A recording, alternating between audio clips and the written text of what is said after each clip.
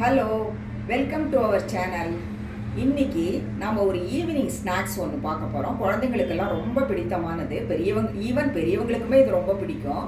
இது ஜவ்வரிசி வடை, சாபுதான வடைன்னு சொல்லுவாங்க. ஸோ அதுதான் நம்ம எப்படி செய்யலாம்னு பார்க்க போகிறோம்.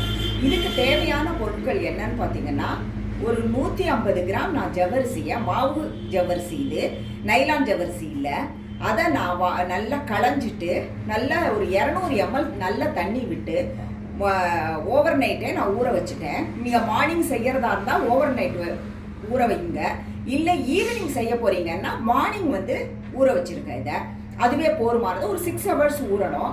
அந்த மாதிரி ஊறின ஜவ்வரிசியை நான் ஊற வச்சு வடிகட்டி நான் எடுத்து வச்சுட்ருக்கேன். இதுக்கு இந்த 150 கிராம் சாபுதானாக்கு நான் ஒரு 4 மீடியம் சைஸு பொட்டேட்டோவை நல்லா ஒரு 6 விசில் கொடுத்து தோலெல்லாம் எடுத்துட்டு கொஞ்சம் உப்பு போட்டு வேக வச்சுருக்கேன்.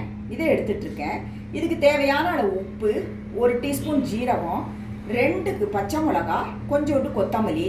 அதுக்கப்புறம் இதுக்கு பைண்டிங்காக யூஸ் ஆகுது பீனட்டு தான்.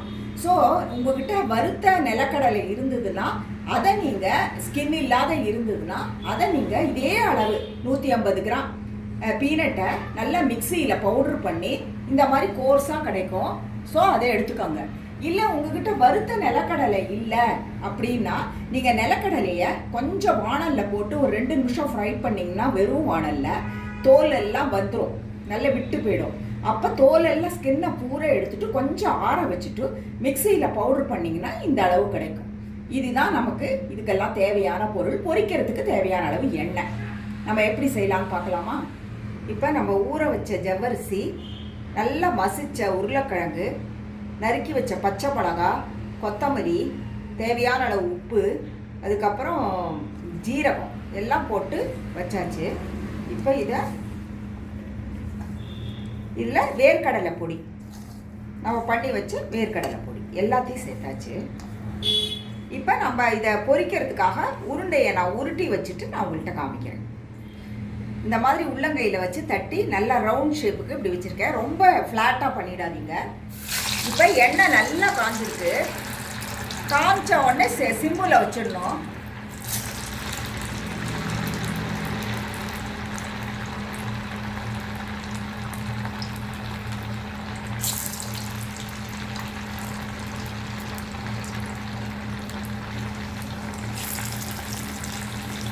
நல்லா கொஞ்சம் வெந்து வரட்டும், நான் உங்களுக்கு காமிக்கிற மாதிரி. இப்போ பாருங்கள், நல்ல ப்ரௌன் கலரில் நல்லா வெந்து இந்த ஓசை அடங்கி வந்துருச்சு. இப்போ நம்ம இதை எடுக்க வேண்டியதுதான்.